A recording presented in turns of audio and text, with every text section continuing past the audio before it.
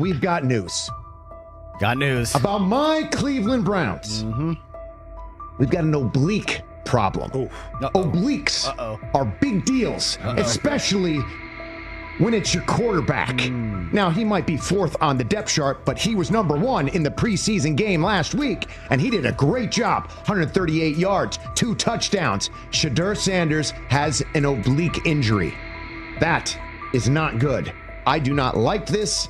I hate this because I want to see more reps for Shedeur Sanders. Shedeur Sanders, a projected breakout this season, has been sidelined unexpectedly. The Browns coaching staff confirmed an oblique injury significant enough to keep him out of all activity. No reps, no drills, no warm-ups. Concerns are rising about how this may affect his momentum and force adjustments to the team's plan. The focus now is his recovery timeline, the impact on his development, and the next steps for the quarterback depth chart. Browns rookie quarterback Shedeur Sanders injured his oblique during practice today, putting his status in doubt for Saturday's preseason game against the Eagles. He's the latest quarterback on Cleveland's roster who has dealt with a health issue, joining fellow rookie Dillon Gabriel and Kenny Pickett. Sanders, who is trying to fight his way up the Browns depth chart, started the preseason opener last week and threw to practice. So how concerning is this for Shedeur as he is trying to, again, make his way up the depth chart, be QB2, potentially QB1 in the future? Dillon Gabriel taking Shedeur Sanders' QB1 spot after Sanders suffers an oblique injury is more than a roster change. It signals the staff is choosing urgency over efficiency. You do not replace a quarterback operating near a 70% completion rate with one coming off a 32% outing unless the decision is driven by desperation or poor evaluation. That is not strategy, it is avoidable loss of production. The impact on accuracy, timing, and drive sustainability is clear, and the difference is apparent to anyone watching. Well, here's what we know. I mean, after practice, Kevin Stefanski, the head coach of the Cleveland Browns, was not available to the media, but I did talk to him on the field as the players were coming off, and he told me that Shedeur Sanders complained of oblique soreness during the warm-ups this morning. Shedeur Sanders' absence isn't just a gap in the lineup, it's a setback for the entire offense. He thrives under pressure and makes throws others won't attempt. When he's healthy, every pass has intent, every drive has rhythm, and opposing defenses know they're in for a long day. Replace him with Dillon Gabriel and the defense senses an opening. Corners press tighter, safeties cheat down, and linebackers blitz more aggressively because they don't expect the same timing, velocity, or accuracy. Yes. I mean, yeah, I'm a fan. I'm not even going to try to hide it. Rich, you guys are fans. Like, you guys talk about the Cleveland Browns quite a bit. Yeah, it's almost annoying to me. It aggravates people. Like, people don't like the fact that Rich talks a lot about They must love I'm here. But it's like, you have a friend, and that friend's child is following in the family's footsteps. You want them to do well. I don't know why people have such an issue. I know Rich is supposed to be impartial, but it's kind of hard when you have that type of tie to it. But yeah, I'm rooting for Shedeur, man. And Dillon Gabriel's 32% completion rate isn't just poor, it's untenable at this level. A number that low needs no context. It means 2 misses for every completion. Weather, opponent, and play calls are secondary when efficiency is that limited. That output does not sustain drives or keep the full playbook viable, yet he is starting while Shedeur Sanders is sidelined. The contrast is clear. Sanders brings accuracy, timing, and command. Gabriel's recent performance reflects inconsistency and missed opportunities. Choosing Gabriel under these circumstances reduces offensive reliability and invites defensive pressure. It is a decision that sacrifices efficiency and field position. So it'll be interesting to see what happens with Dillon Gabriel, but to the Shedeur Sanders point, it is unfortunate because I thought he was gaining some momentum. I know the practice that they had before they left for Philly, Daniel Oyefusi reported that he actually took the most reps of all of the quarterbacks. And that was the first time that had happened. It was the first time that he had went ahead of Dillon Gabriel, practicing with the twos, etc. So, like, coming off that stout performance against the Carolina Panthers, he was gaining momentum. If this were a clean evaluation, there would be no debate. Shedeur Sanders is the clear choice. He's accurate, composed, and consistent with a track record of high-level production. Dillon Gabriel remains a question mark, and not the kind that stresses defense. He's the kind that makes coaches consider leaning on the run to limit risk and protect field position. The reality is that injuries create openings for players who haven't earned them. Gabriel has stepped into QB1 while Sanders is out, but that reflects circumstance, not superiority. We don't know the severity of this oblique injury and whether it will even keep him out of Saturday's game against the Eagles. As for moving up the depth chart, I'm the Browns preseason sideline reporter. I was there Friday night when he burst onto the stage and set the NFL world buzzing. And yes, his demeanor was tremendous. His poise was tremendous. He did the things that were asked of him. But at the end of the day, he wasn't actually asked to do all that much. The real concern is how this could attach to Shedeur Sanders' reputation. The NFL is unforgiving about availability. An oblique injury for a quarterback isn't minor. It affects mechanics, torque, and timing. Even with a strong return, the injury-prone label can linger. For the Cleveland Browns, or any team seeking stability under center, that perception is toxic. Teams don't want a player they fear won't make it through October. That's the risk. Talent doesn't always overcome league politics. Once questions about durability start, they rarely fade. They surface in contract terms, roster decisions, and sideline evaluations. So Shedeur Sanders is injured again? If you were following along on social media today for the Browns' first joint practice in Philadelphia against the Eagles, wow, you were in for a tumultuous ride. I mean, all the reporters, both Browns and Eagles reporters, were pretty much flabbergasted at the fact that Shedeur Sanders was taking 0 team reps during the day, and even Tyler Huntley was getting team reps instead of Shedeur. And then it came out, obviously, everybody's speculating. There's people calling for Kevin's jobs. And before I go any further, I don't blame anybody, ever. Meanwhile, Dillon Gabriel's numbers should be sidelining him, not elevating him. A 32% completion rate isn't a dip, it's a warning sign that points to issues with field vision, timing, and receiver cohesion. That's the quarterback taking snaps while Shedeur Sanders is out. Put their work side by side and the gap is obvious. Sanders shows consistent placement, timing, and footwork that reflect high-level execution. Gabriel's recent output introduces variability that shrinks the call sheet and stalls drives. You can't claim the priority is winning while starting a quarterback who isn't reliably delivering routine completions. Fans recognize it, receivers lose confidence and tempo when targets are off, the offensive line's urgency fades when protection doesn't translate into productive throws, team belief in the quarterback is fragile, and once it erodes, a season can come apart quickly. We could be looking at, 3/4 of Snoop and maybe 1/4 of Dillon Gabriel. Not really exciting for the fans. Of course, it would be nice to see what Dillon looks like. Did spend third-round capital on him. If you're Dillon Gabriel and you're a rookie, is not you want to get healed. You want the reps. You want to take these reps. So what do you do to prepare yourself and get ready? Because, man, when rookies get injured, it's like these reps are so valuable. Yeah, sets them back a lot. We do have some video here. Mike Garafolo had some video of Jalen Hurts kind of helping Shedeur used his cart to get off the field here. Shedeur Sanders changes the entire equation. His presence under center keeps defenses honest, keeps teammates engaged, and expands the coaching staff's options. You can call vertical shots, open the playbook, and control the game's tempo. Dillon Gabriel limits that. With him, the playbook narrows, drives stall, and the defense ends up on the field too long trying to compensate. The Cleveland Browns are not in a position to gamble at quarterback. This is a franchise with a difficult history at the position. With Gabriel, the issues are visible from the stands. A 32% completion rate won't jump to 60% with a few extra reps. If anything, it will decline as defenses present looks they would not risk against Shedeur. And that's the core issue. Shedeur Sanders at 80% is still a better quarterback than Dillon Gabriel at his best. That isn't exaggeration, it's the numbers. If Sanders is a 70% passer when healthy, even a drop to 60% keeps him well ahead of where Gabriel is now. Yet the team is rolling with the quarterback who isn't delivering routine completions. Every week Sanders is out, his hold on QB1 loosens. That's the hard truth. The longer Gabriel stays in the role, the more coaches cite continuity and chemistry to cover what's happening on the field. Every throw and every drive has to be a statement, not just to win, but to erase any notion that Gabriel is a legitimate alternative. In the NFL, QB1 isn't handed back because you used to be the best option. You have to take it. Started off with some positive news for Shedeur, and then it kind of just went left real quick.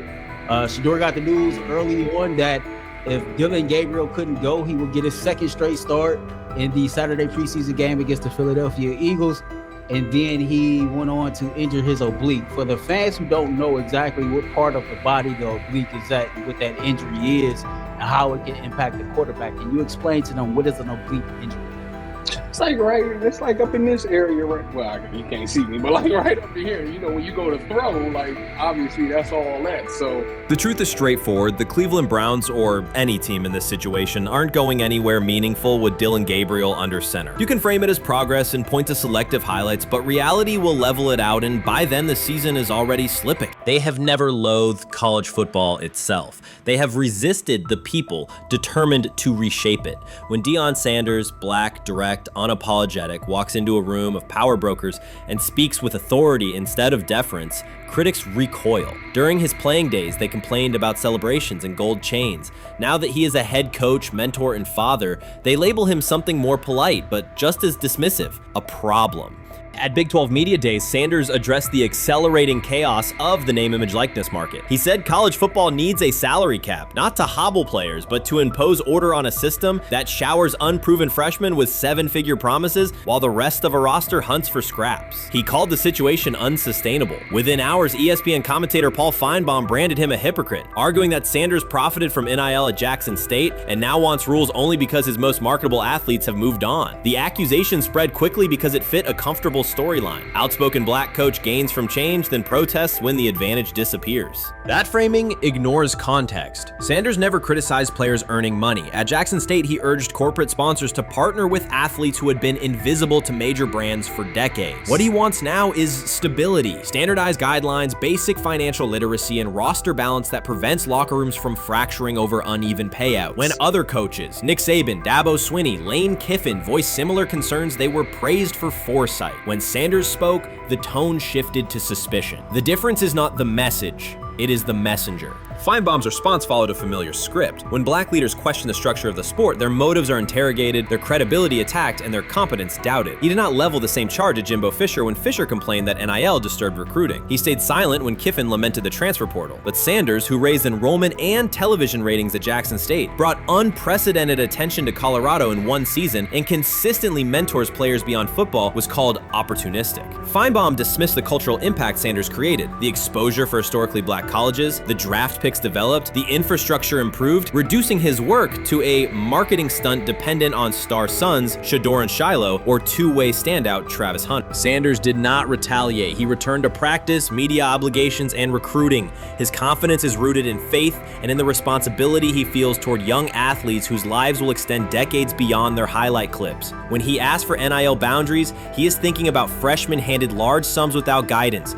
families unprepared for sudden wealth, and programs that abandon kids once production stalls. He has watched that cycle from the inside. He wants protections, not restrictions. Critics predicted Colorado would fade once Shedeur and Hunter leave. Instead, Sanders signed blue-chip quarterback G.J. Lewis and a wave of transfers eager to join a program that values personal growth as much as on-field wins. Recruits see a coach who challenges the status quo, who places black culture at the program's center without apology, and who will remain visible when social media buzz cools. They recognize that Sanders does not chase attention. Attention follows his results. Media outlets reduced the upcoming Buffaloes season to a win total prop. 6 victories, give or take. Sanders is playing a longer game. He wants to show young athletes, especially black athletes, that they can lead authentically, speak with conviction, and refuse to shrink for access. Success measured only by the scoreboard misses the point. If Sanders builds men who graduate with financial literacy, self-confidence, and community awareness, he will consider the mission successful, even if Colorado finishes with 5 wins instead of 10. None of that registers with commentators invested in an older hierarchy. For them, leadership should remain predictable: reserved posture, muted tone, minimal cultural expression. Sanders contradicts that image. The possibility that his methods could spread to other coaches, to other programs, threatens a model that has kept decision-making and revenue streams concentrated for generations. So the debate is not about hypocrisy or payroll ceilings. It is about control of the narrative and who is deemed qualified to write it. Sanders refuses to surrender that authority. He knows order is necessary. He also knows whose voices have been ignored whenever real reform is discussed. By speaking plainly, he forces television panels, athletic directors, and conference commissioners to confront issues they would rather defer: financial education, equitable resource distribution, and consistent national standards. Whether Colorado exceeds betting lines this fall will not change the trajectory Sanders has already set. He made Boulder relevant, energized recruiting beyond traditional power corridors, and broadened college football's cultural reach. That influence will persist long after social media debates cool. If his call for NIL structure eventually becomes policy, as the NCAA and Congress now contemplate, Feinbaum's soundbite will fade while Sanders' imprint endures. In the end, accusations of hypocrisy say more about the accuser than the coach. Sanders has remained consistent, empower athletes, hold adults accountable, and inject stability before unchecked money corrodes the locker room. The people who stand to lose clout in that environment prefer the chaos they can manipulate. Sanders prefers a system that nurtures the players who make the sport worth watching. His advocacy is rooted in experience, not self-interest, and his critics will have to decide whether to engage with that reality or keep shouting from the sidelines. Chris Carter's televised assessment of Shedeur Sanders triggered immediate pushback from Cleveland fans, local media, and even several Browns veterans. Carter dismissed Sanders, a fifth-round pick, as unprepared to start and framed the growing interest around him as purely a byproduct of surname recognition. Since that segment aired, practice reports have told a very different story. Observers inside the Browns facility describe a rookie quarterback who is closing the gap on Kenny Pickett and Dillon Gabriel with surprising speed. Sanders first turned heads in rookie minicamp by directing the huddle with a calm that belied his inexperience.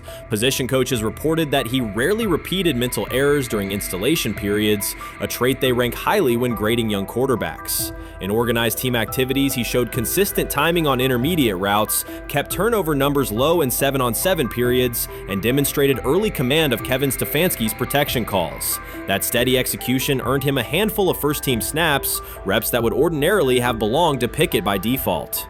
By mandatory minicamp, the rotation had shifted again. Practice notes from beat reporters detail the rise in Sanders' workload each day. Red zone series against the starting defense, 2-minute drills, and full field scrimmage possessions in which he checked out of called plays when fronts dictated it. Mary Kay Cabot, initially skeptical Sanders would challenge for game day snaps in 2025, wrote after consecutive sessions in mid-June that his footwork, release speed, and pocket management had, quote, meaningfully tightened since rookie camp. Her tone marked a clear departure from early spring projections that labeled Sanders a long-term developmental project. The broader quarterback context in Cleveland magnifies that progress. Deshaun Watson's availability and form remain uncertain after 2 injury-interrupted seasons, while Pickett's transition from Pittsburgh has been uneven. Dillon Gabriel's arm strength is evident, but coaches continue to stress hesitation in his full-field reads. Against that backdrop, Sanders' quick decision-making and mechanical efficiency have begun to look less like a pleasant surprise and more like the roster's most reliable short-term plan. Inside the locker room, acceptance has followed performance. Wide receivers cite Sanders' ball placement on outbreaking routes, noting that the ball routinely arrives on the upfield shoulder, a small but essential detail that allows for yards after the catch. Offensive linemen appreciate his pocket awareness. Joel Bitonio remarked privately that Sanders slides up instead of bailing when edge pressure flashes. Defensive backs say his eye discipline forces them to hold coverage longer than they expected against a rookie. Such cross-positional respect develops only when day-to-day tape shows tangible improvement. The reaction to Carter's critique highlights a recurring double standard applied to young black quarterbacks. Traits celebrated as swagger or confidence in other players were labeled arrogance when associated with Sanders, yet the quarterback himself has not responded publicly. There have been no subtle social media jabs, no mention of critics and interviews, only repeated references to competing for every rep and learning from veterans. That measured approach, combined with hard evidence from practice, has softened earlier doubts among coaches who prioritize demeanor as much as arm talent. Within the coaching staff, the discussion now centers on readiness thresholds. Stefanski's scheme relies heavily on quick rhythm throws, defined reads, and disciplined pocket movement. Those requirements align with Sanders' strengths: a compact release, willingness to target the middle of the field, and instinctive timing on RPO concepts carried over from his college tape. Staffers reviewing cut-ups from joint practices note that his internal clock already approximates NFL speed, a metric they did not expect to see until mid-season at best. If that trajectory continues through preseason games, the Browns face a consequential decision. Starting a 5th-round rookie 6 weeks after training camp opens would unsettle salary cap assumptions, depth chart politics, and external perceptions of organizational stability. Yet the internal mandate remains clear: the most prepared quarterback will play. That standard places Sanders in genuine contention because every practice metric metric used to grade readiness, turnover ratio, red zone efficiency, third down conversion rate, has trended in his favor since early June. The organizational stakes are considerable. Cleveland has cycled through starting quarterbacks at a startling pace over the past decade, shifting from first-round investments like Baker Mayfield to high-cost gambles such as Watson, each move packaged as the long-awaited solution. A rookie chosen outside the first 100 picks ascending to the top of the depth chart would challenge long-held league assumptions about draft pedigree and opportunity. It would also validate the evaluation philosophy that prioritized Sanders' intangibles, processing speed, leadership presence, over conventional arm strength thresholds that pushed him down the draft board. Carter's televised remarks now sit awkwardly alongside daily updates from Berea. His critique relied on pre-draft labels and the presumption that a late-round passer with a famous father would need a redshirt year. Practice film contradicts that stance. Sanders checks protections at the line, manipulates safeties with shoulder fakes, and has reduced turnover-worthy throws in full-speed sessions to single digits. Statistics normally cited for veteran backups, not rookies. The longer that evidence accumulates, the more Carter's comments appear rooted in legacy bias rather than objective performance review. None of this guarantees Sanders will open the season under center. Preseason defenses test quarterbacks in ways practice cannot. Defensive coordinators will disguise pressure and boundary rotation to force late decisions. Sanders must show he can adjust protections and exploit mismatches without the benefit of a controlled environment. Yet within the Browns facility, the conversation has shifted from if he will be ready to when. Quiet confidence from Amari Cooper and other veterans suggests they believe Sanders can steady an offense searching for consistency more than highlight reel heroics. Sanders' rise also affects long-term roster calculus. If he earns the job and performs competently, Cleveland gains starter-level production on a cost-controlled rookie contract, freeing cap space allocated to other positions. That scenario could reshape roster-building strategy in a division featuring Joe Burrow and Lamar Jackson, quarterbacks whose contracts consume significant percentages of team payroll. A capable, low-cost starter would allow the Browns to reinforce their offensive line and secondary while retaining core veterans, a competitive advantage few teams enjoy.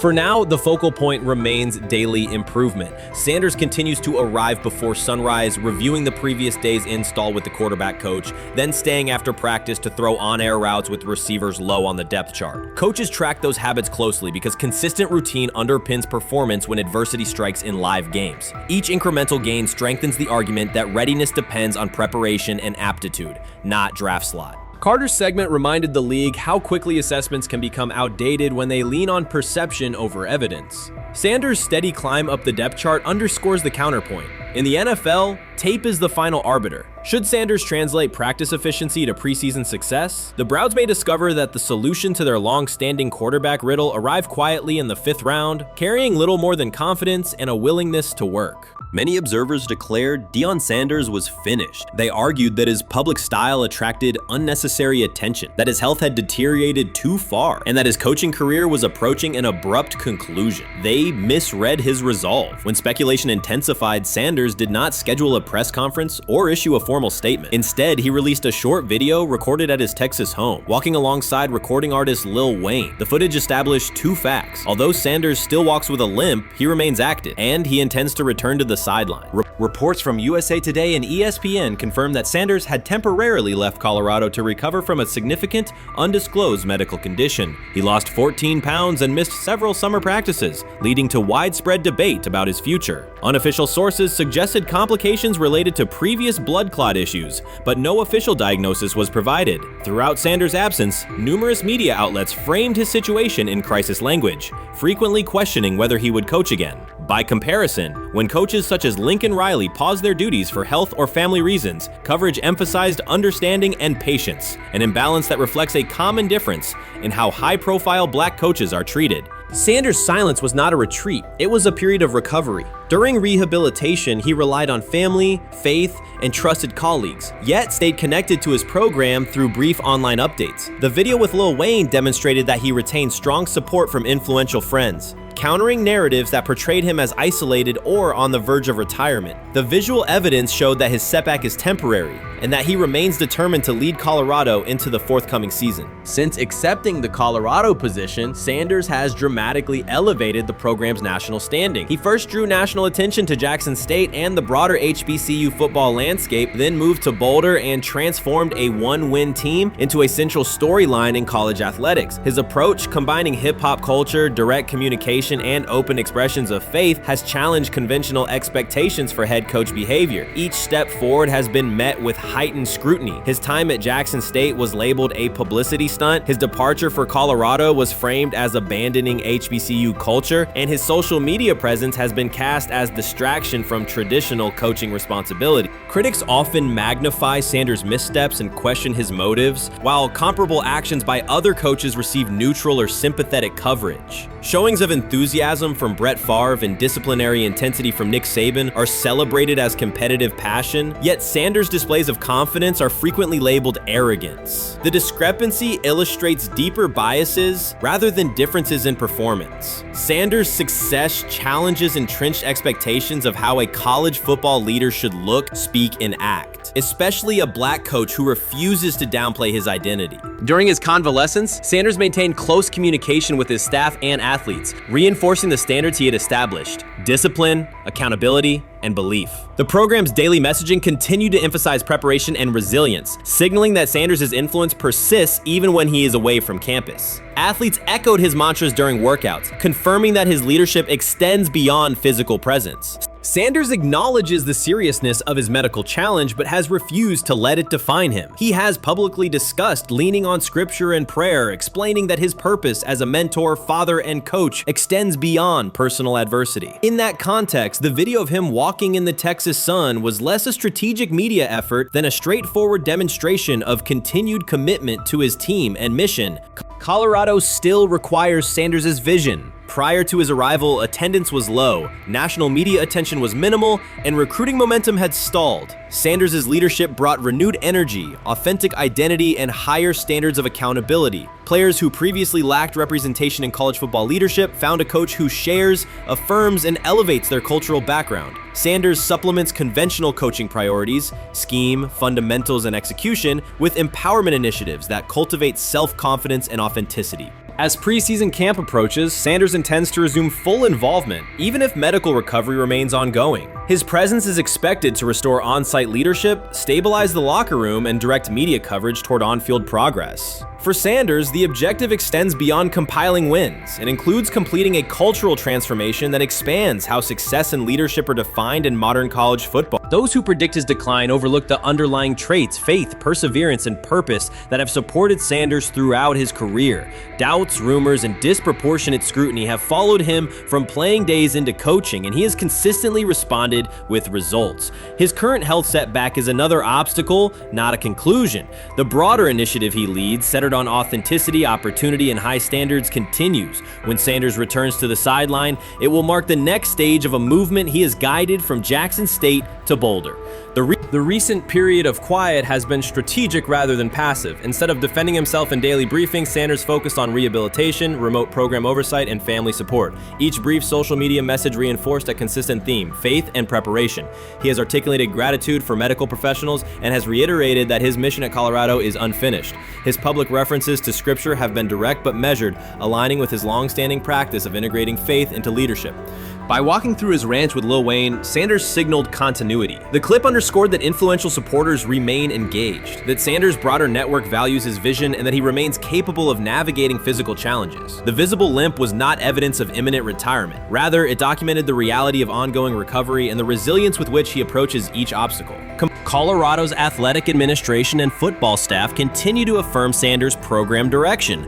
Recruitment communications cite his established record in fostering cultural relevance and national exposure. Prospective athletes respond to a coach who presents a transparent path to development, both on and off the field. Current players refer to Sanders' coaching points with clarity, citing specific drills and expectations that remain unchanged during his absence. These indicators demonstrate that the core structures Sanders implemented are functioning and that his return will be an amplification, not a restart. Criticism regarding Sanders' public persona often conflates media style with coaching substance. Analysis from opponents suggests that social media engagement dilutes football preparation, yet Sanders' staffs emphasize time management and delegation. Defensive and offensive coordinators handle in-game adjustments, while Sanders directs overall culture, recruitment, and leadership. He has articulated that visibility serves to amplify program accomplishments and enhance player opportunities, not replace strategic football planning. Some commentary has attempted to reframe Sanders' health issue as evidence that his coaching model is unsustainable. The argument ignores the documented health challenges faced by numerous coaches across levels of competition. For example, college coaches recovering from heart procedures or joint replacements have returned to successful seasons after appropriate medical clearance. Sanders' case follows a comparable trajectory. Medical complications require temporary separation, structured rehabilitation is prioritized, and a managed return is planned. Institutional medical protocols at Colorado dictate clearance requirements. Sanders will meet those before resuming full sideline duties. Colorado's players have expressed public confidence in Sanders' eventual return, citing regular virtual check-ins and continued accountability. Several athletes noted that positional meetings included recorded messages from Sanders reinforcing tactical goals and personal discipline. These details confirm that Sanders has remained actively engaged, albeit remotely, and that team culture remains aligned with his principles. Looking ahead, Colorado's schedule will attract national attention, both for on-field competitiveness and the storyline of Sanders' comeback. Analysts will evaluate how quickly he reestablishes day-to-day rhythm and whether his physical limitations influence practice oversight. Internal planning accommodates gradual escalation of responsibilities, with medical staff and strength and conditioning personnel contributing to phase reintegration. The broader significance of Sanders' return extends beyond Colorado. His visibility continues to challenge prevailing narratives about leadership styles and pathways in college athletics. By prioritizing authenticity, open articulation of faith, and cultural expression, Sanders offers a contrasting template to more conventional models. His eventual recovery and sideline presence will reinforce the argument that diverse leadership profiles can succeed in elite collegiate competition. In summary, rumors of Deion Sanders' coaching demise were premature. Verified reports confirm a substantial but temporary medical setback. He used the time away to focus on health, sustain program engagement, and rely on a support system anchored in family, friends, and faith. His recent public appearance demonstrated active recovery and reaffirmed his intention to resume leadership in Boulder. The forthcoming season will test Colorado on the field, but it will also underscore the durability of Sanders' vision, one that combines competitive ambition with cultural resonance. Observers who continue to question his longevity overlook the resilience and purpose that have defined his career. Sanders' return is imminent, and the movement he leads remains intact. Shedeur Sanders doesn't ask for excuses. He hasn't blamed limited reps, patched together receiver groups, or fourth-string offensive linemen struggling against Cleveland's second-team defense. He shows up, works, and demonstrates why he belongs. On day 3 of Brown's training camp, for the first time since OTAs, he finally received something close to a fair opportunity. He lined up with the second unit during an 11-on-11 period and made the most of it. In 8 plays, he did what he typically does when given a chance. He executed. He went 2 for 2 on a quick series, finishing with a decisive throw to tight end Blake Whiteheart that immediately caught the sideline's attention. There was no hesitation in his drop, no unsettled feet, and no panic. Just firm, accurate timing and clean operation. It raised an obvious question. What has taken so long for the Browns to evaluate him with a functional group? The story isn't only about one throw, it's about the delay before it. Sanders has been the guy for most of his football life, commanding high school programs, starring in the Southwestern Athletic Conference at Jackson State, then operating under national attention at Colorado. For the first time, he's been told to wait. He has treated that reality as part of the job rather than a setback. He has prepared like a professional since the moment he arrived, and on the 3rd day of camp in heavy heat, he let the football represent his case. While coverage focused on the veteran presence of Kenny Pickett and Joe Flacco, Sanders made an impression with minimal volume. The difference with the second team was immediate. Protection held up, routes were on schedule, and progressions unfolded as designed. Within that structure, he looked like the quarterback who led efficient offenses at Jackson State and Colorado. Calm in the pocket, decisive in his reads, and accurate to tight windows. This was not simply a good practice period, it was a clear statement. He was not just operating the script, he was directing it. The timing was sharp, the reads were clean, and the seam throw to Whiteheart was a high-level anticipation throw, professional in placement and pace. The narrative around Sanders should reflect that when he is placed in a workable situation, his strengths are visible. Early work with 4th unit personnel included protection issues and unreliable spacing. With the 2nd unit, those variables stabilized and his work looked consistent with his resume. The performance supported a straightforward conclusion. The evaluation should move forward with higher quality reps. Sanders has been explicit about his approach. He does not request special treatment. He intends to be prepared so that when an opportunity appears, he can step in without a drop-off. He has said he wants to be ready for anything and not offer explanations after the fact. That mindset fits what teammates and coaches have observed. A quarterback focused on the assignment, not the conversation around it. The conditions were demanding: relentless sun, heavy humidity, and a practice tempo that stressed decision-making. Many players fatigued as the session wore on. Sanders did not show signs of rushing reads or forcing the ball. He managed the pocket, reset his base when necessary, and continued to deliver on time. The path he has taken, HBCU starter in the SWAC, then Power 5 starter under constant attention, has prepared him for compressed evaluation windows. He has been under scrutiny for years. The heat did not change his process. He moved defenders with his eyes, anticipated breaks, and stepped into throws with balance. The crowd was not chanting his name, and there were no ovations. That was irrelevant to the task. He is focused on the locker room and the staff, and he is building credibility the same way he did at previous stops, by being reliable when the ball is snapped. Quarterbacks coach Bill Musgrave has emphasized ignoring external noise and keeping attention on install, footwork, and timing. Sanders is familiar with the dynamic. He has been followed by cameras and commentary since his early teens. He has experience living with attention and still adhering to routine. Under heat, with a narrow set of snaps and multiple decision points, he stayed composed and effective. 2 speeding citations, 91 miles per hour in Brunswick and 101 miles per hour in Strongsville, became national items. General Manager Andrew Berry characterized the decisions as not smart and stressed that it's not only about driving fast, but about the safety of others. Sanders accepted responsibility, stated that he learned from the incidents, and said he would follow the rules. The attention to those citations did not alter his daily schedule or his practice preparation. He arrived early, stayed engaged, and kept the discussion centered on work.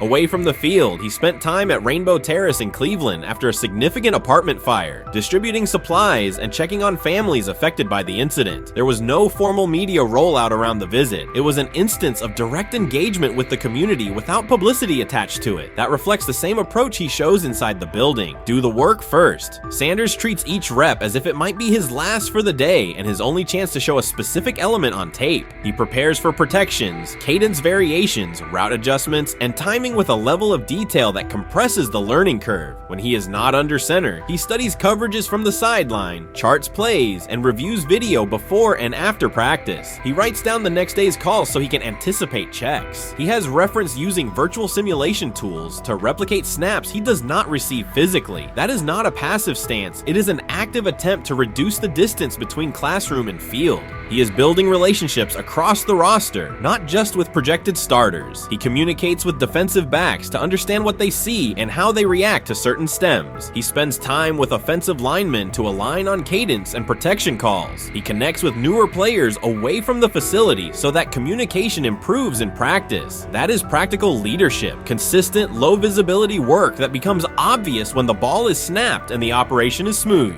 3 days into camp, a central question remains. Why hasn't he taken a first-team rep? Flacco has seen work. Pickett has seen work. Dillon Gabriel has been cycled in. Sanders has remained behind all 3 on the depth chart while producing efficient periods when provided stable support. Head coach Kevin Stefanski has not publicly detailed the plan for distributing first-team snaps among the quarterbacks. When asked, Sanders answered that it is not his place to comment on rotation decisions. That response aligns with his day-to-day conduct, respectful, professional, and centered on the next assignment. The staff is managing a room with a Super Bowl MVP, a former first-round pick, multiple rookies, and a new set of combinations on the offensive line. That creates a set of decisions about exposure, pacing, and evaluation windows. Within that context, Sanders has presented a clear case for additional evaluation. He has shown he can execute the offense as designed when the variables are standard. Musgrave has a long-standing connection with the Sanders family through his time as a teammate of Deion Sanders in San Francisco. That familiarity supports promotes direct communication. It does not guarantee anything about the depth chart, but it does help streamline teaching, feedback, and expectation setting. Inside the defensive back room, veterans such as Denzel Ward have provided perspective on timing, leverage, and eye discipline that Sanders has incorporated into his preparation. He is operating without the immediate family structure that defined his college environment. Away from his brother Shiloh and his father Dayon, he is managing his own housing, nutrition, recovery schedule, and all the smaller tasks that accompany an NFL routine. Those adjustments matter because they influence consistency across a long camp. He has treated those responsibilities as part of the job rather than distractions, which is reflected in a steady daily approach. What he showed on day 3 with the second unit was not a surprise to those who have tracked his prior work. It was a continuation of a profile: efficient sequencing, clear timing, and consistent ball placement when protections and routes hold up.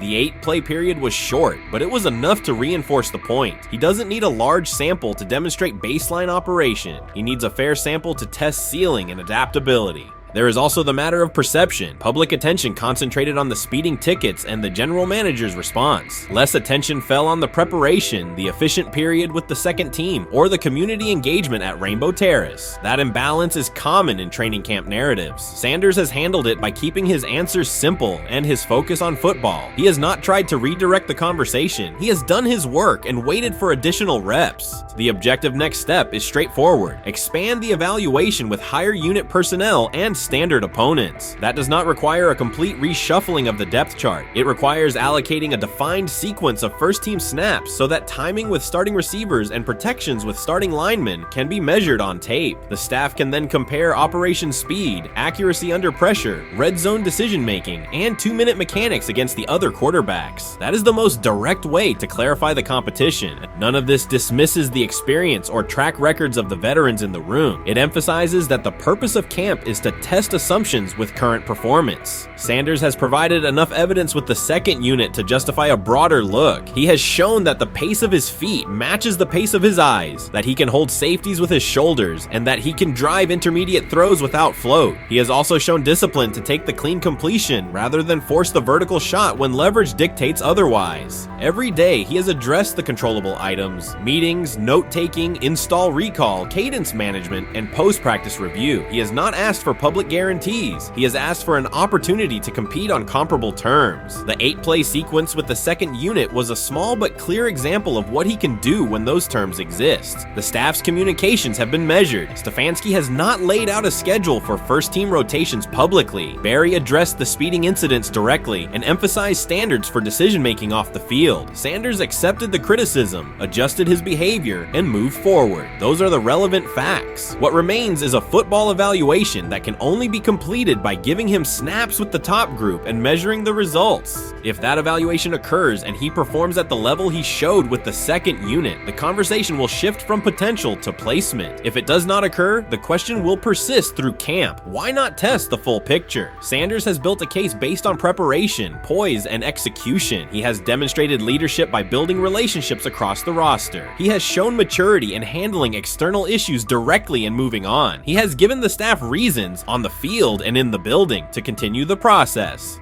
3 days into camp, he has answered everything within his control. He has shown growth, discipline, and consistent operation. He turned early fourth-team disarray into learning, then executed cleanly when moved to the second unit. He kept the discussion on football when outside topics threatened to dominate. He has not tried to win a press conference. He has tried to win every rep. If he continues to stack days like this, the next step is logical. Evaluate him with the starters, document the results, and let the tape determine the depth chart. Until then, he will continue to prepare, continue to compete, and continue to present the same message through his play. Grab hold of the starting job. Yes, but I don't think we're going to know which one until we get deep into August. Now, I think, we tracked the reps everybody was getting at practice throughout the OTAs and minicamp. But when you talk to people there, they just want to make sure everybody got what they needed. And that, Kenny Pickett, we find out if he has the goods to be the starter. Joe Flacco, they back him off a little bit. He's 40. He may not need as much. the rookies, Shedeur Sanders and Dillon Gabriel, what do they need to learn to make the transition from the college game to the pro game? That's what the spring was about for the Browns quarterbacks. Now, Shedeur Sanders has moved from social media celebrity to on-field standout, and ESPN now lists him among its first-team candidates. Reactions are split. Some fans are impressed while others are skeptical. Whether this reflects Deion Sanders' long-term strategy or simply Shedeur's rapid development, the story is drawing widespread attention. Here's a look at what led to this moment. They never planned on taking him. The problem is, like Ocho Cinco said, you got somebody that has endeared himself to the locker room. And guess what? The difference between him and Tim Tebow, the biggest one, is he can play. He can throw the ball. Tim Tebow running around being an H-back. He can throw the ball. And he's done everything he needs to do. He ain't saying nothing. He ain't rocking the boat. He ain't mad about the reps. He ain't mad about none of that. All the people out there want to see is this, like Tyver said earlier. We want to see what he can do with Jerry Jeudy. Online reactions are sharply divided. Some fans strongly support Sanders, while others argue he is overrated. Traditional analysts cite statistics and claim his recognition comes mainly from his father's name. Sanders supporters are actively celebrating his rise and already predicting a future NFL career. Sports media outlets have made his candidacy a central topic of debate. The discussion now extends beyond statistics and victories to include his marketability, public image, and on-field presence. Sorry, is Shedeur Sanders going to get a chance to win this job? Do you believe he gets a legit shot to win this job? Listen, I think, first of all, everything, the action's going to really start in training camp. Like, forget all the OTA stuff. You don't win a job in OTA. The real action starts in training camp. And just like Shedeur said, during the mini camp, when it's time to take your reps, you got to make the most of it. Because I think early on, there's going to be a lot.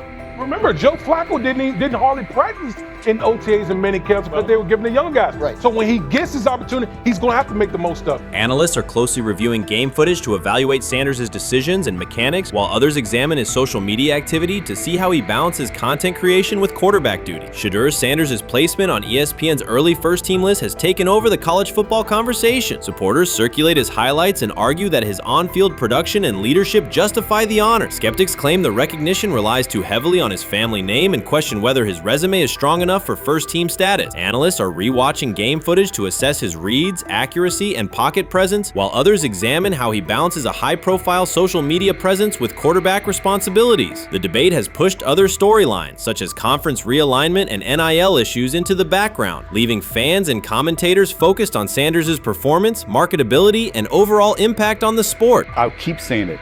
I believe Shedeur Sanders should play more games than any other quarterback on this roster this year, because he's the only guy that I look at and say they might have something here. Because I'm telling you right now, they left night one of the draft saying we are taking our quarterback next year.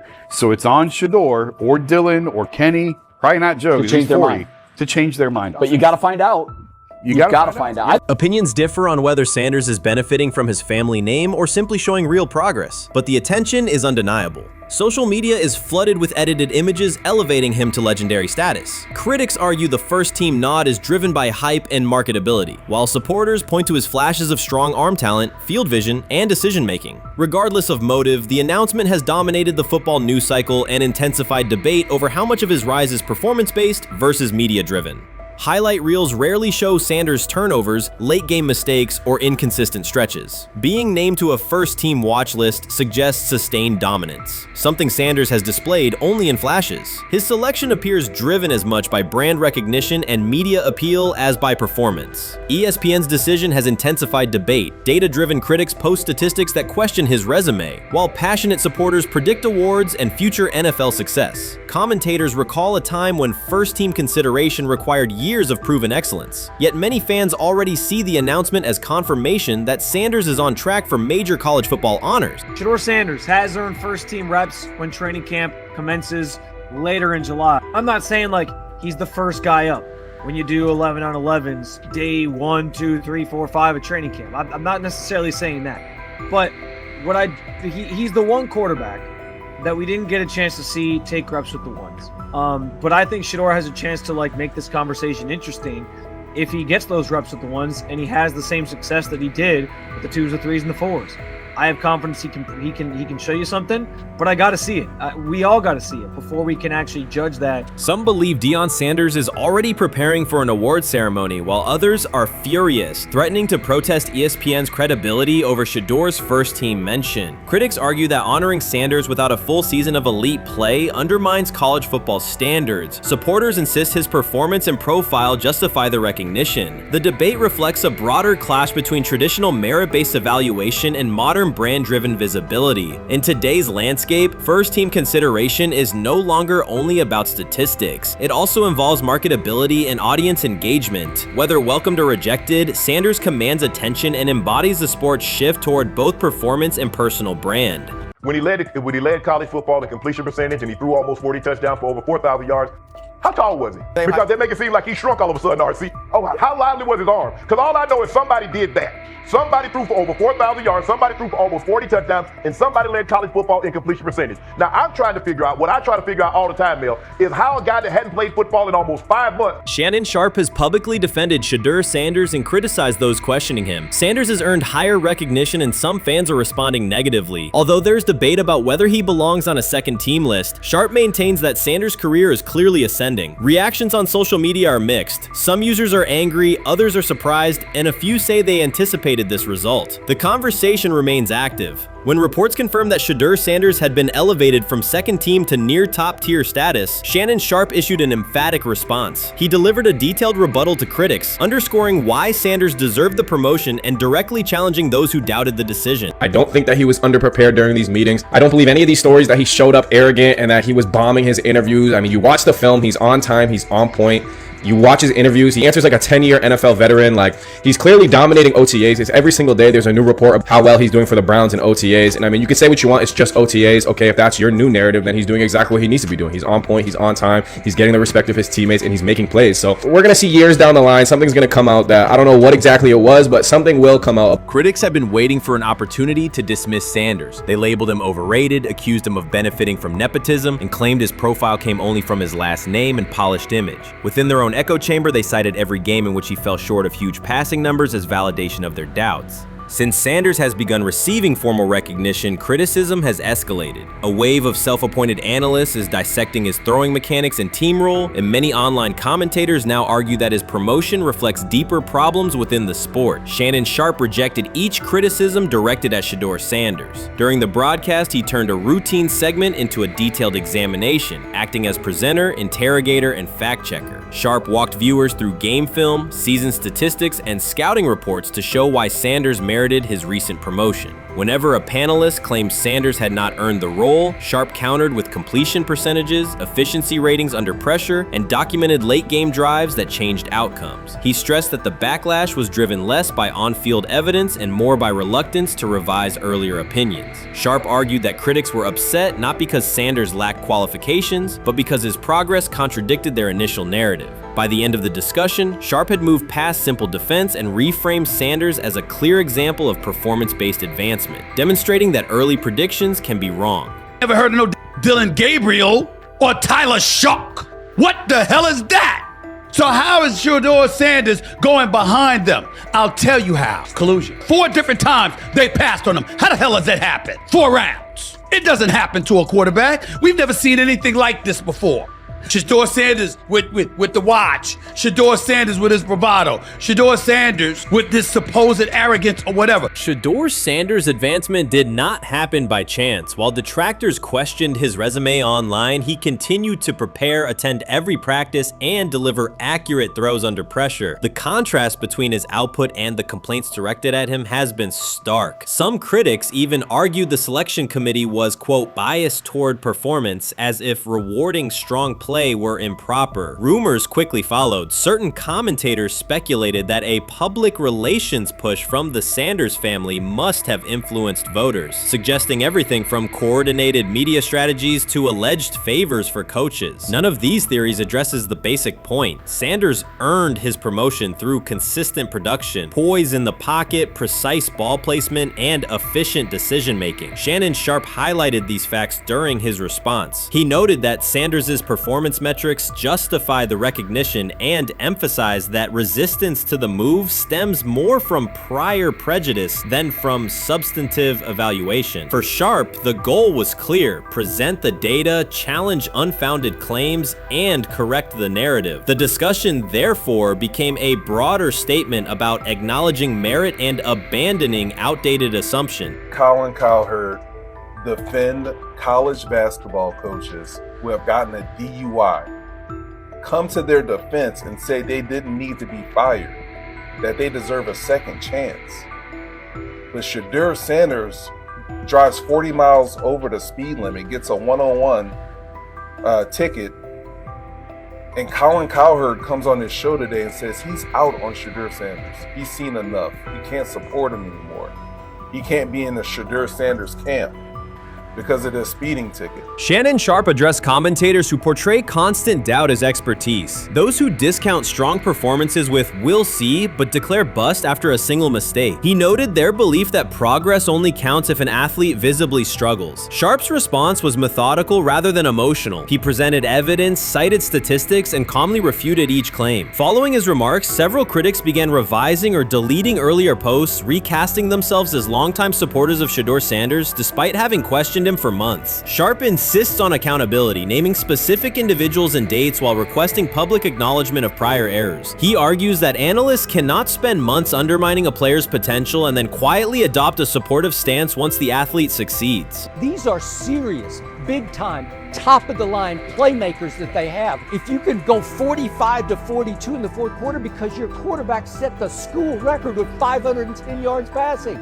He was flawless. Shedeur is big time. I didn't know for sure, will it translate to the next level of competition? Yes, it might translate to the next level of competition as he can play. Critics who once claimed Shedeur Sanders was unprepared now hesitate to acknowledge their mistake. They resist retracting earlier comments and struggle to accept that an athlete can succeed without their approval. Sanders continues to share practice clips and game highlights without engaging the debate, while Shannon Sharpe documents every dismissive remark, ready to revisit them on national television. The disapproval did not slow Sanders. It underscored his progress and exposed the gap between perception and performance. As a result, the conversation has shifted. Analysts who doubted him now describe him as undervalued and publish detailed evaluations of his mechanics and game management, suggesting long-standing familiarity with his career. In a matter of weeks, critics have recast themselves as advocates, demonstrating how quickly opinion can change when consistent results leave little room for doubt. Shannon Sharpe signaled that his commentary is not over. He considers Sanders' advancement a positive outcome for every athlete who has been overlooked or criticized for having confidence. Sharpe stressed that analysts do not have the authority to determine who deserves recognition based on personal preference. The reaction to Sanders' promotion, he argued, revealed how quickly opinions can shift once results are undeniable. Sharpe pointed out that many vocal critics became quiet when confronted with objective performance data. This exchange, Sharpe insisted, reached beyond defending a single quarterback. It challenged the practice of dismissing achievements that do not fit familiar narratives. He reminded viewers that success does not require external approval and that consistent talent will surface despite online commentary intended to minimize it. While critics reconsider their positions, Sharpe remains steady, assigning credit to the athlete and allowing the scoreboard to confirm the argument. In his view, the statistics speak clearly enough. Sharpe also emphasized that the intensity of the backlash must be placed in context. College football is a volatile environment where unexpected outcomes are common. Therefore, declaring failure based on incomplete evidence only weakens the credibility of sports analysis. The discussion underscored the need for measured evaluation rather than reactive judgment. Dak Jackson and him and everybody else that we talked to have said that Shedeur looks good. He looks really good. He looks better. And we got Zach that say Dylan Gabriel ain't even an NFL quarterback. It's true. So how is it that this man can't get a rep with the ones, but that non-NFL quarterback can? We all what agree with sense that. does that make? Some observers now claim that recognizing Shedeur Sanders' strong performance undermines football's traditional standards, even though they previously argued he received coverage only because of his father. Faced with Sanders' current statistics, those critics are searching for explanations that fit their earlier narrative. The data have always been clear. Their earlier objections ignored that fact. Shannon Sharpe is openly highlighting this reversal, comparing past negative remarks with Sanders' recent 400-yard games to demonstrate the gap between criticism and evidence. Sharpe did not force these commentators to backtrack. He simply displayed their earlier claims alongside Sanders' results, allowing the contrast to speak for itself. So before your final year at Miami, there's a lot of conversations revolved around Shedeur Sanders. Obviously, I'm assuming you guys have a great relationship. Some of the clips you've seen and stuff like that. What is it like for you to have like this rivalry with Shedeur? I don't have a rivalry with him. That's my boy. So at the end of the day, this whole process, we thought me and him were going to be 1 and 2 the whole time. Whether he's 1, I'm 2, whether I'm 1, he's 2. And so that's just always been, our mindset. It didn't go that way. I thought he was one of the better quarterbacks in the draft as well, even throughout college. A lot of stuff out there on him ain't really, the truth, just because they spin it different ways. Like they spin stuff about me different ways. But I mean, when he gets his chance, become a starter, I know he's gonna make the most of it. And I'm ready to get back to work with him, after the season, talk some more stuff to him. Cam Ward directly challenged the uneven standards applied to Shedeur Sanders, calling them inconsistent and unfair. By insisting that performance, not politics, guide evaluation, he shifted the discussion from one player to a league-wide problem. Sanders' treatment now serves as a test of how the NFL supports and evaluates emerging quarterbacks. I feel a special relationship with him, especially me. First getting to know him 5 years ago when I started working with him. But it did surprise me because he's a good quarterback. It doesn't get a lot of the credit that he deserves.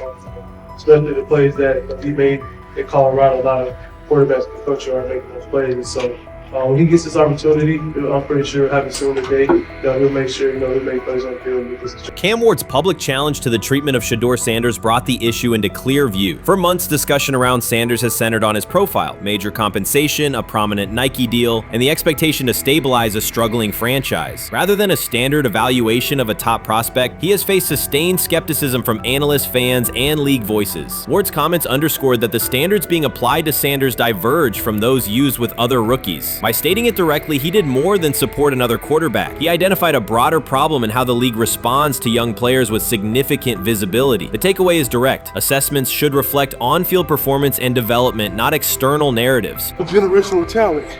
I'm gonna prove him right. I'm gonna prove him right. Don't worry. Oh my God. An article came out today. I'm generational. So I guess it's article versus article. I like that you think that, man. But we all know the truth.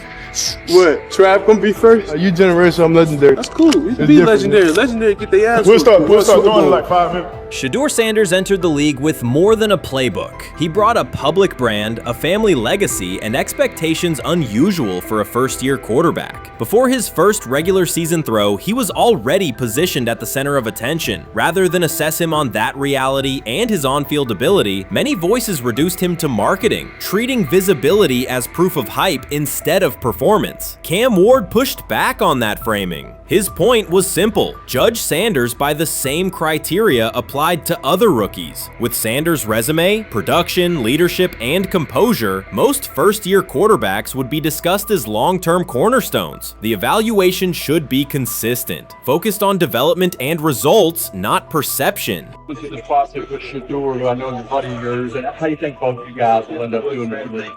I think we'll both end up being one of the best quarterbacks in the league. I just think the work that me and him are willing to put in, the relationship we have to constantly compete each and every day to, better our craft, for ourselves. I just think it's going to end up paying off for us in the long run. Do you guys kid each other about who's going first and how much does that matter to you?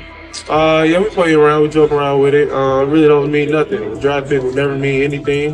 At the end of the day, you got to show whether you can prove each and every Sunday. You can't just do it 1 year. Disrespect shows up in two patterns. First, Shedeur Sanders is repeatedly framed through his father, Deion Sanders, as if lineage erases his own work. Discussion drifts to pedigree instead of what the film shows. Second, his visibility is treated with suspicion. His audience reach, partnerships, and ability to lift ratings are labeled hype rather than recognized as value. Instead of acknowledging that he drives demand and expands the stage for his team, critics call it an unfair edge. The result is a skewed evaluation. Star power is held against him while on-field production gets pushed aside. The standard should be consistent. Assess the tape and the development, not the last name or the attention it brings. Well, Ward were microfacts. Cam Ward's remarks went beyond defending Shedeur Sanders. They confronted how the league manages star power. The reality is simple. The NFL markets visibility, but resists it when a player doesn't follow the expected script. Rookies are supposed to be quiet, deferential, and grateful for limited leverage. Sanders arrived with leverage, brand reach, major endorsements, and confidence. And that presence was recast as entitlement. Instead of treating those factors as earned advantages, much of the commentary used them to diminish him. Ward called out that contradiction. The same influence the league sells to audiences is criticized when a young player exercises it. His point is a standards problem, not a personality dispute. Evaluate Sanders on his preparation, leadership, and results. Don't penalize him for having a platform or for using the leverage that the modern NFL itself helps create. Now it sounds like the Cleveland Browns are going to all but imprison Shedeur Sanders in the football sense of a very talented rookie quarterback who obviously needs reps, needs an opportunity, and who now, barring some miraculous luck, will not get the opportunity to play in a single real game. I'm sure many around the NFL are celebrating as we speak. They are chuckling about this. Many in the NFL wanted to teach Shedeur and his daddy. Cleveland became the center of the conversation. With Shedeur Sanders attached to a major Nike partnership, the expectation was straightforward. He should be given real game reps. The Browns instead leaned on Joe Flacco as the default choice, treating stability as the safer path while sidelining a quarterback with clear cultural and commercial pull. Each week Sanders didn't see the field, scrutiny grew. Commentary questioned the value of his contract environment and relevance, and fan debate shifted from development to doubt. That wasn't measured evaluation. It was a delay framed as prudence that eroded confidence in the process. Cam Ward reset the terms of the debate. He pointed to an uneven standard. When veterans or other young players secure significant endorsements, it's considered smart business. When Sanders does it at scale, it's recast as ego or hype. Even the scope of his off-field agreements became ammunition against him rather than evidence of market demand. Ward's position is simple. Use one standard. Assess Sanders on preparation, decision-making, and progression, not on discomfort with his platform. Treat visibility as an asset, not a disqualifier. The issue isn't attitude or branding, it's the consistency of the evaluation. Ward called it directly. The treatment has been unequal, and it should be corrected by aligning opportunity with performance criteria. Fans need to recognize there's not a team in the league he'd start for. Not one. That's not ridiculous, that's not unfair, that's not a vast conspiracy. Shedeur Sanders fans are Angel Reese fans. They're just fair weather fans who don't really give a fuck about the sport. Most of them are just Dion fucking groupies that followed him when he went to fucking Colorado, just like Angel Reese's fans had never watched basketball prior to her playing at LSU, and they followed her to the WNBA and don't know shit about the sport. That's it. Now Dion fucking groupies are running around acting like, oh, this is payback to his dad. The timing is pivotal. Shedeur Sanders isn't trying to blend into the league's background. He's shaping the agenda. He drives debate segments, fuels short-form highlights, and moves merchandise at a pace most rookies never approach. By the metrics that define modern attention, he is the draw. Yet, a segment of observers continues to undercut him, not because of shortcomings on tape, but because of discomfort with how prominent he already is. Cam Ward put words to what many could see. Coverage around Sanders has been filtered through reaction to his visibility, rather than a clear read of his performance and growth. The market has already weighed in. Demand is real, not manufactured. Nike's record-level rookie endorsement aligned with that reality, signaling long-term value and cultural reach. This exposes a core contradiction. The NFL depends on star power to sell tickets, fill stadiums, and boost ratings, but it resists stars who set terms on their own. Visibility is celebrated until a player exercises it. The fix is straightforward. Apply one standard. Evaluate Sanders on preparation, decision-making, and results, and treat his platform as the asset it is. If the league benefits from his presence, its evaluation practices should reflect that same became reality, consistently and without penalty for scale. Shedeur Sanders does not depend on league promotion. He established his platform before the NFL and continues to expand it on his own terms. That autonomy challenges the status quo. Cam Ward's support was more than a defense of a teammate. It was a warning that if the league holds to outdated expectations, it risks falling behind the very players who drive audience attention and revenue. Claims that Sanders lacks real popularity ignore measurable facts. A large, active following, consistent merchandise demand, and sustained coverage across major outlets. Doubts about his standing as a quarterback overlook his college production and growth indicators. The pattern is familiar. Efforts to minimize him increase his reach. Each skeptical headline widens the spotlight, and each dismissive take creates more engagement. You cannot reduce a player built for visibility by arguing he should be less visible. The practical outcome is the opposite. Scrutiny becomes signal. Sanders is not merely enduring criticism, he is turning it into momentum, converting attention into leverage on and off the field. You can't fire the owner because he can't fire himself. Yeah, someone's head's going to roll, unfortunately, in this situation. And it's probably Stefanski and Barry. I saw on The Athletic. I don't think that's fair, by the way. Stefanski, that part. I agree. I was saying the other day on my podcast that Barry should be fired. And I said I wouldn't fire Stefanski, but a couple of people made the point of saying, well, if you fire the GM, you got to give him a chance to hire his own coach, which is fair. That's true. So I would fire Barry. I would hire a new GM. If that GM thinks Kevin Stefanski's a good coach, wants to stick with him. The situation in Cleveland has escalated with the NFL. Sources indicate GM Andrew Barry is prepared to move on from head coach Kevin Stefanski if he refuses to elevate Shedeur Sanders. The Browns are weighing a major quarterback change. Leadership appears to be aligning behind Sanders and pushing for immediate action. This is a high-stakes decision about control and the team's direction. I think it's unfair for me to comment in I guess, maybe on behalf of the industry. All I can say is this, the time that we spent with Shedeur, and what he's done throughout his college career is impressive. He's an impressive young man. He's a really good quarterback. Sometimes, fit comes into play. And I'd also say this, there are 4 more rounds of the draft. And then maybe lastly, it's less about where you get picked and what you do after you get picked. That's really the most important thing. Getting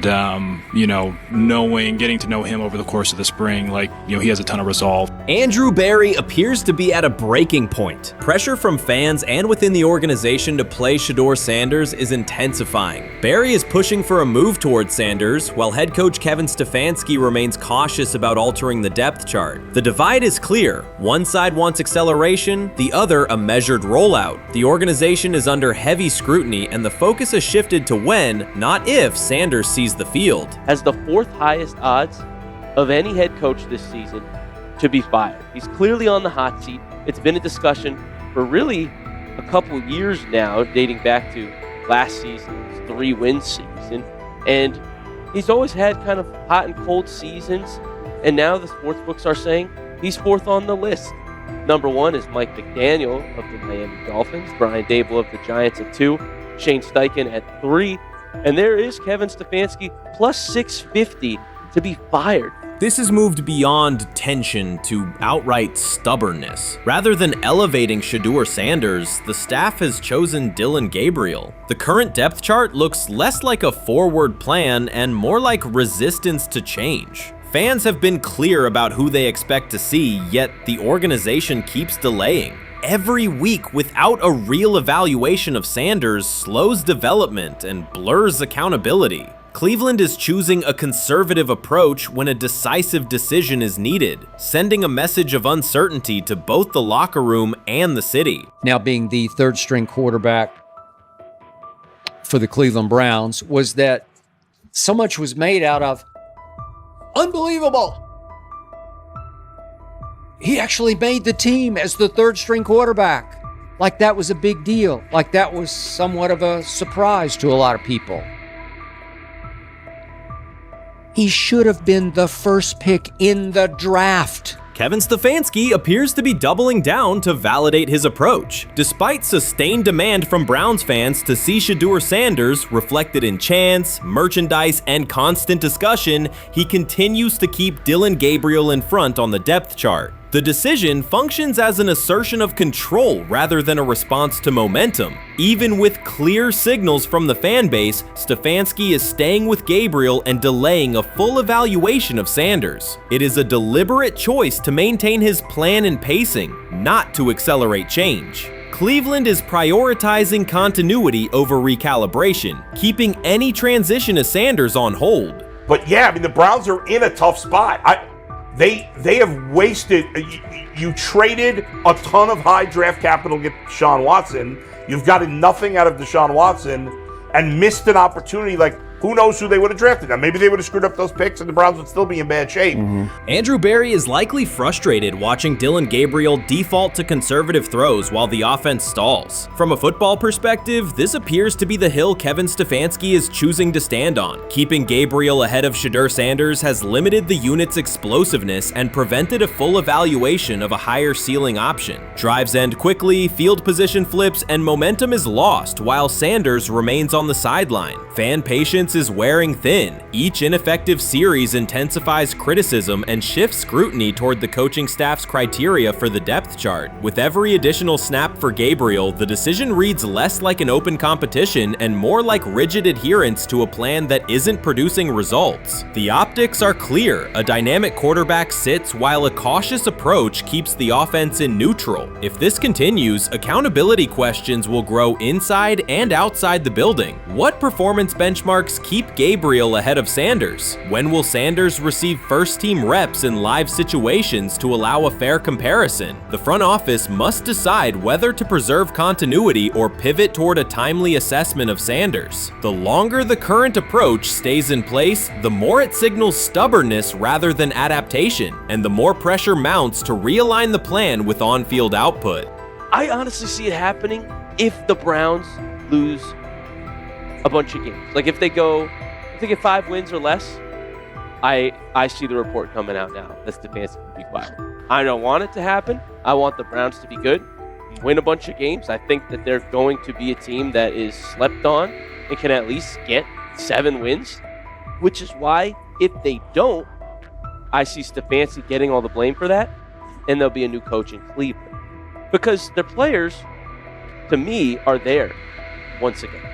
We've talked about the incredible rookie class. The approach in Cleveland lacks consistency. One week, Andrew Berry signals he wants Shedeur Sanders on the field. The next, Dillon Gabriel gets the reps and the plan stays conservative. Through it all, Kevin Stefanski shows limited urgency despite pressure on his job security. Fans are asking for an offense that can push the ball, change field position, and produce points. Instead, the unit leans on short throws and cautious sequencing. Gabriel's play keeps the ceiling low and momentum static, while a full evaluation of Sanders is postponed. The result is growing frustration and a clear disconnect between the front office, coaching staff, and expectations in the stadium. The NFL tried to teach him and his father a lesson. You don't act like that. You don't talk like that before a draft. We'll show you how our game is played. We will watch you plummet all the way. I think he would have gone undrafted except for that owner in Cleveland. And he is the key to everything because he is something of an against the grain maverick owner. He's kind of a wannabe Jerry. Fan speculation is growing. Some believe Kevin Stefanski lacks confidence in Shedeur Sanders. Others think he's prioritizing Dillon Gabriel for reasons unrelated to performance. A more extreme view claims Stefanski is manipulating outcomes to secure a buyout. Whatever the motive, the risk is clear. This approach is straining his relationship with GM Andrew Berry and alienating the fan base. Pressure is rising, Berry's patience is running out, and supporters have shifted from requests to demands. If the current plan continues, calls for a change in quarterback and accountability will intensify. Honestly, guys notice it more when you're out winning games, right? If Cleveland starts off in a bad start, they're not doing well, and all of a sudden Shedeur or Dillon Gabriel are doing well in 7-on-7. They're throwing dimes. In practice drills, the number one defense can't stop them. People take notice of that, and the more that the players see it, then the the comments start happening over the lunch table. They start happening throughout the building, and that's when the pressure really will get severe. The Cleveland Browns were focused on resolving their quarterback situation until Jason Kelce made pointed comments that triggered a strong reaction from ownership. The response inside the organization was immediate and intense. What exactly did Kelce say that has the dog pound on edge and the front office under pressure? We've seen that miserable game by the Cleveland Browns. So they throw Joe Flacco in there, and I like Joe Flacco. He did good, but they gave him the resource of all the first-team guys. Then they throw Dylan Gabriel in there with first teams and second teams. So Dylan always is getting protected. The same thing again, they gave this scrub max protection on every play. Yeah, he completed some passes, but let's talk about his mistakes. He's still inconsistent with his throws, but he at least had max protection. The Cleveland Browns continue to be defined by inconsistency and avoidable setbacks. Even as fans hoped the organization had turned a corner, Jason Kelce, fresh off retirement, offered a direct critique that reignited doubts about the team's direction. His remarks implied the franchise's structure and decision-making remain unstable and recent progress may not hold. The takeaway for leadership is straightforward. Identify core issues, align on a coherent plan, and execute with discipline. For supporters, it's another sign that the problems run deeper than a single season. They throw Shedeur Sanders in there with the lowest cab drivers you couldn't even get on 5th Street. And I'm pissed off, bro, because the play calling was abysmal. Look, even if you don't like Shedeur didn't even get a chance to be trash. Even if you think Shedeur is garbage, he didn't even get a chance to be garbage. That's how awful the offensive line was. Kevin Stefanski still doesn't want to give Shedeur second strings and first strings reps. Why is that? Browns ownership's response shifted from measured to urgent. The pattern is familiar in Cleveland. The team once treated Johnny Manziel as a franchise solution, retained Hugh Jackson for a second year despite results, and invested heavily in Deshaun Watson through a costly trade and contract. These decisions reflect aggressive but poorly aligned planning. The outcome has been continued instability instead of sustained progress. That this was the guy that they wanted to start. He's seasoned, he's experienced, he still has a big-time arm, even at his age, and they open with the Cincinnati Bengals. They wanted that experienced guy. He was always going to be the guy. They were not going to start Dylan Gabriel or Shedeur Sanders in week 1. Kenny Pickett had a hamstring injury. It makes it easy to go with Joe Flacco. And the question isn't and wasn't going to be who's the starter in Cleveland. The question is, who's going to be the backup in Cleveland? Who's going to be the number 2 quarterback when they open the season against these Bengals? Fans still show up season after season, expecting improvement and bracing for setbacks. The usual pattern has been early optimism followed by a gradual collapse. But last season was different. For a sustained stretch, the Browns looked organized and competitive, resembling a functioning team. Couple days, 3 days until roster cutdowns, how do you feel about that? Do you feel like you belong here on this team?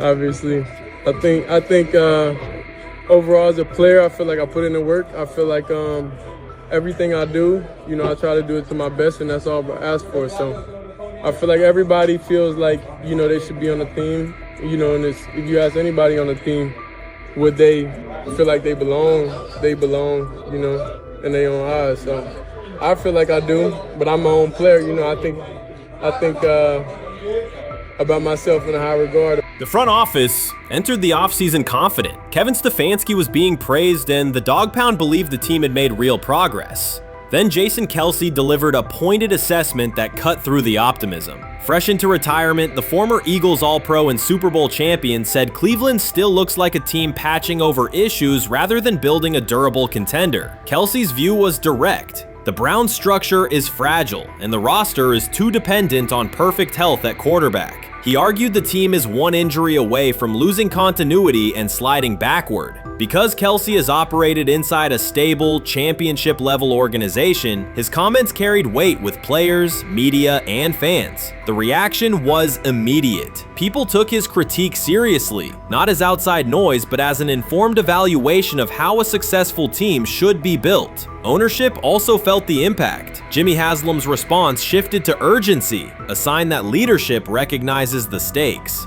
The criticism arrives in the context of prior high-risk decisions, especially the fully guaranteed $230 million commitment tied to Deshaun Watson. Watson has missed time and shown inconsistency when available, and the contract has constrained flexibility. Kelsey's remarks highlight why depth, alignment between the front office and coaching staff, and a clear contingency plan at quarterback are non-negotiable. The takeaway is straightforward. Cleveland must convert last season's progress into a stable framework, protect the quarterback, deepen critical positions, and establish a plan that survives injuries and short-term setbacks. Without that, the games that fueled optimism will remain temporary.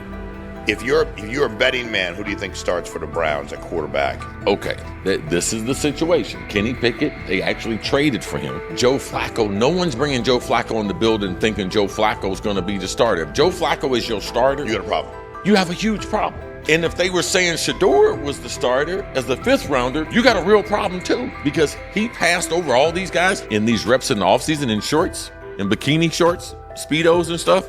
Like, no. That kind of stuff. So I'm not that surprised. When you put down a 3rd round pick on a quarterback, you do believe he has a certain skill set. Jason Kelce stated the obvious. Cleveland committed to a quarterback who hasn't played at an elite level in years, and Joe Flacco's playoff run didn't change the long-term outlook. Ownership appeared more upset that the criticism was public than by the substance of the critique. Many fans agreed. They've seen this pattern before. Rosters age, injuries are inevitable, and when a single contract dominates the cap, one setback at quarterback can undermine the entire season. Kelsey's broader point was about structure. The Browns prioritized the high-cost, uncertain starter over depth and contingency. The late-season surge masked issues that remain: limited cap flexibility, thin depth at key positions, and an offense that lacks a credible Plan B. Fans recognize how quickly a strong defense can decline with injuries, and how an offense without redundancy stalls. The AFC North raises the stakes. Baltimore with Lamar Jackson sustains a top standard. Cincinnati with Joe Burrow returns to contention when healthy. Pittsburgh rarely slips below .500 under Mike Tomlin and wins with defense and consistency. In that environment, Cleveland can't rely on perfect health or peak form from one player. The path forward is clear. Diversify cap allocation, reinforce the offensive line and receiver depth, carry a legitimate backup plan at quarterback, and install a scheme that functions regardless of who is under center. Given what we saw yesterday with Shedeur Sanders, somebody on the Cleveland Browns is 100% getting fired, probably by the end of this year. The person who's probably going to end up getting fired is Kevin Stefanski, because I know that he didn't want Shedeur Sanders on the team. It was Andrew Berry who made that pick. You can't really go against your GM. Bad things happen in this situation. But Shedeur Sanders is not without fault for what we saw yesterday. This is the play that we saw yesterday that has the internet just exploding, where Shedeur Sanders took like a 24-yard sack. Half of the internet is saying that this is all Kevin Stefanski's fault. Cleveland showed progress last season, but the underlying concerns remain. Jason Kelce highlighted them directly. The Browns' long-term plan is fragile, cap-constrained, and overly dependent on perfect health at quarterback. His comments focused attention on structural issues, roster depth, continuity in coaching, and a sustainable offensive approach, rather than a single hot streak. That criticism resonated because it reflected what many around the league already see. Ownership's reaction underscored the sensitivity. Jimmy Haslam has presided over frequent coaching and quarterback changes, and external scrutiny carries weight when it comes from a respected veteran with championship experience. Kelsey's remarks reinforce that last year's Joe Flacco stretch was a short-term solution, not a foundation. The team still needs a durable plan that can withstand injuries and inconsistency. The practical takeaway is clear: stabilize the system, diversify cap usage, and build depth at key positions so the offense functions regardless of who is under center. That includes a coherent development pathway for younger talent such as Shedeur Sanders, with defined practice reps, protection, and scheme alignment. Kelce didn't say anything outrageous. He articulated the gap between a brief surge and a credible long-term contender. I have the faith of a mustard seed. Right, because this is the greatest resurrection since Jesus the Christ. Right, like at some point, Joe Flacco was thinking about getting into TV. Yeah. Right, Joe Flacco didn't have a job, and then now you not only come back and start for the Cleveland Browns late in the 2023 season, but they came back around to you. You're now the day one starter for a franchise that just 2 years ago was in the playoffs. The Browns' quarterback situation remains unsettled. Deshaun Watson was expected to be the long-term answer, but injuries and inconsistent play have prevented him from reaching an elite level. When the team turned to Joe Flacco after Watson's season deteriorated, Flacco immediately lifted the offense and produced results that highlighted the gap between expectations and reality. That a 39-year-old late addition could outperform a $230 million starter was not just a short-term surprise, it raised fundamental questions about roster construction and evaluation. Quarterback depth has been fragile, and the late-season surge masked broader structural problems. Jason Kelce's remarks made that clear. Cleveland is vulnerable if the starter is unavailable, cap flexibility is limited, and the offensive plan lacks a stable contingency. His critique drew attention to leadership and planning as much as on-field performance. Jimmy Haslam's strong reaction reflects the pressure on ownership.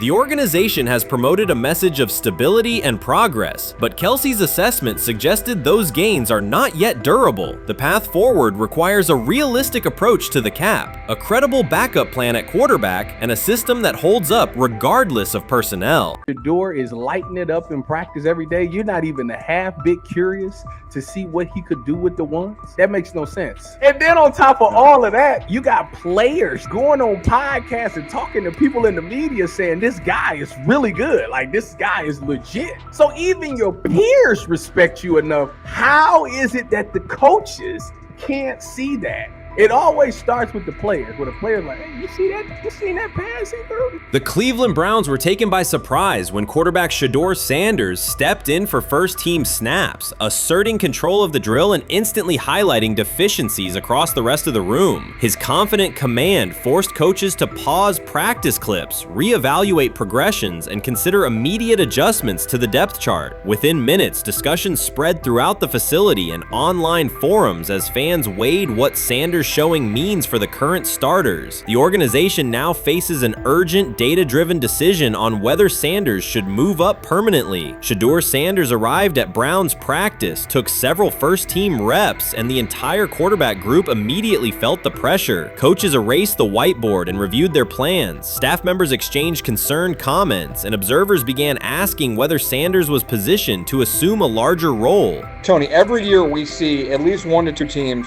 They were in last place in their division the year before. No one thought they'd be good, and then they were good. It almost seems like no one's even assuming the Browns can be that, but we see it happen every year. And I get the quarterback stuff, but like, correct me if I'm wrong, Tony. The Browns are trying to run the football, play good defense, not turn the ball over in the passing game, and try and take advantage when they can, correct? That's what they're trying to do.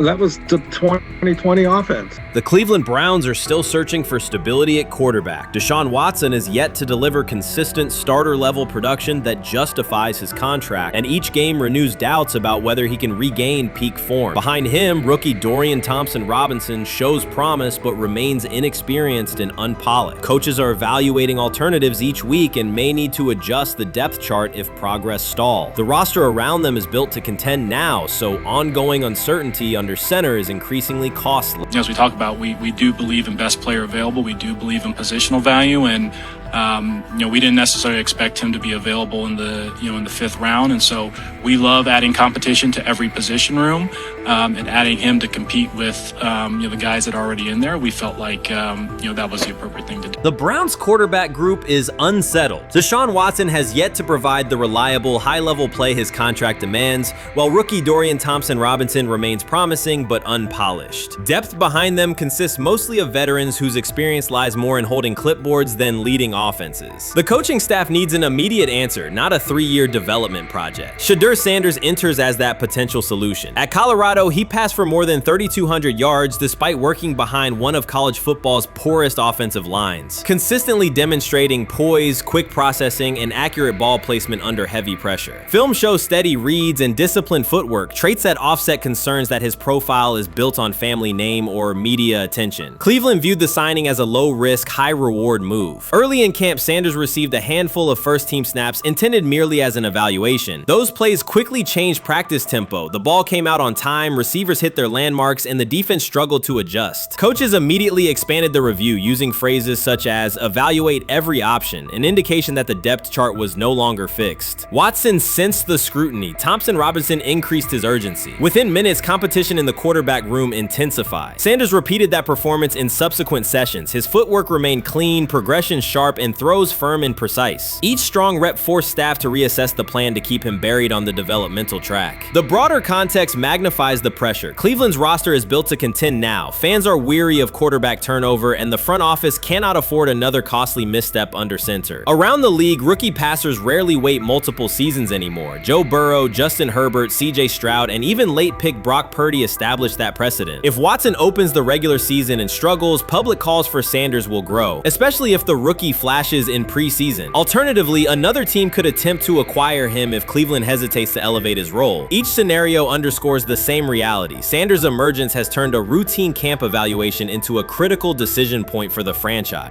And we saw Dillon Gabriel go 11-on-11 with the first team, Shedeur Sanders go 11-on-11 with the second unit. So that was really the big wrinkle today. Yes, and of course, it was the first time that we have seen Shedeur Sanders get any of those coveted 11-on-11 reps. Of course, again, it wasn't with the first team offense or against the first team defense, but it's progress. And that means that he's going in the right direction, that the arrow is pointing up. He's coming up the learning curve. So that's good for him. And I actually thought just overall, he had a better day than Dillon had today. He completed more passes. He was more on point. In fact, in that 11-on-11 period, he threw a near touchdown. Desperation can push franchises toward aggressive decisions, especially when their quarterback options appear unconvincing or outdated. One scenario now emerging is that Sanders earns enough confidence to take full preseason reps with the starters, forcing Cleveland to revisit a depth chart it believed was settled at the beginning of July. His practices demonstrate that the excitement around him is grounded in measurable performance. Accurate, high-velocity passes against first-team defenses, and confident command of the huddle. Each strong outing also heightens league-wide interest. Rival scouts adjust evaluations, and general managers revisit their notes, aware that a viable young quarterback may soon become available. Inside the facility, the personnel staff must balance short-term results with long-term roster planning, knowing that an early move could reshape salary cap allocations and locker room dynamics. The pressure on Watson and Thompson Robinson escalates accordingly. Both must produce visible progress to maintain their current roles. Cleveland's recent history shows how quickly promising quarterback situations can devolve into controversy. The franchise has turned potential breakthroughs into organizational turmoil before, so observers remain cautious about how this competition will unfold. I'm about to unleash about Shedeur Sanders. I just watched what happened to Shedeur Sanders in the Cleveland Browns' third and final preseason game. And I'm outraged, I'm sickened, and I'm saddened by the way Shedeur continues to be treated in the National Football League, now by those sorry-ass Browns and sorry-ass Kevin Stefanski. The Cleveland Browns are once again mishandling a promising quarterback. Skip Bayless criticized the organization for failing to develop Shedeur Sanders and for misusing his skill set. He argued that the team's decisions are undermining Sanders' progress and turning a major investment into a cautionary example. Bayless pointed to inconsistent usage, questionable play calling, and a lack of clear direction as key issues limiting Sanders. He said the Browns need a defined development plan and stronger support if they expect Sanders to succeed. Skip Bayless delivered a direct, critical assessment this week. After seeing Shedeur Sanders in a Browns uniform, he argued that Cleveland is mishandling the quarterback and undermining his development. Bayless said the team's approach shows poor planning and inadequate support around Sanders. He dismissed excuses about strategy and emphasized the need for better coaching, deployment, and protection. In his view, the Browns are setting themselves up for problems before the season begins unless they establish a clear plan for Sanders. Given the team's recent decisions, his reaction is understandable. Cleveland has a history of inconsistent quarterback development. Shedeur Sanders is a premium prospect, the son of a Hall of Famer, a proven college performer, and a widely recognized figure. The organization should prioritize his reps, protection, and a clear development plan, not place him behind Dylan Gabriel as if he were a secondary option. But I'm going to answer this question by saying Shedeur Sanders. And I'm going to tell you why. I think he's being set up to fail. That's right, I'm going to say it. Okay. Here we are on national television, right? There's been 11 practices, if I remember correctly. He's been starting against, he's been playing against the third unit. He's fourth on the depth chart. And then suddenly you throw him into the start line, and he hasn't had any reps for the first team at all. Think about that. So you're just gonna throw him to the wolves like that, huh? I mean, you know, if he had first team snaps in practice. Yet here we are. Cleveland has one of the most publicized prospects and is handling him like a depth piece. The broader issue is the franchise's long record of quarterback instability and inconsistent development. That history colors every move they make. When the Browns draft a quarterback, fans don't anticipate a long-term answer. They brace for another reset. Shedeur Sanders should be treated as a priority, not as an afterthought behind Dylan Gabriel. Let's give him a chance. Let's give him a chance with the play calling. You know you have an offensive line that isn't playing that well. So what do? Why not just play the short game so he can get the ball out of his hands very fast to run a competent goddamn offense? Outside of that, Shedeur has to be better in understanding that the offensive line that you're working with right now is not adequate. Why not allow the players that are competing for a job, in this instance, Shedeur Sanders, to finish off the 2-minute drill? When Browns fans see another quarterback selected, they brace for another setback. The franchise's recent history, from Johnny Manziel's failed stint to the rocky handling of Baker Mayfield, reflects inconsistent development and short-term decision-making. Against that backdrop, Skip Bayless's reaction to Shedeur Sanders on Cleveland's roster was blunt. He argued the team is already mishandling a premium prospect by treating him as a secondary option instead of a centerpiece for the future. Bayless's position is straightforward. Sanders is not just a name, he brings proven college production, leadership traits, and significant visibility that can strengthen both the offense and the organization's broader profile. Burying him on the depth chart behind Dylan Gabriel signals a lack of a clear development plan and wastes early momentum. Instead, Bayless contends, Cleveland should establish a defined pathway. First-team practice reps, protection and personnel tailored to his strengths, deliberate play calling that accelerates processing, and measured in-game opportunities that build confidence and execution. In his view, the Browns need alignment from the front office to the coaching staff to prioritize Sanders' growth. Continuing to treat him like a depth piece risks repeating the same cycle that has undermined previous quarterbacks. Committing to a coherent plan gives Sanders and the franchise a realistic chance to convert potential into sustained performance.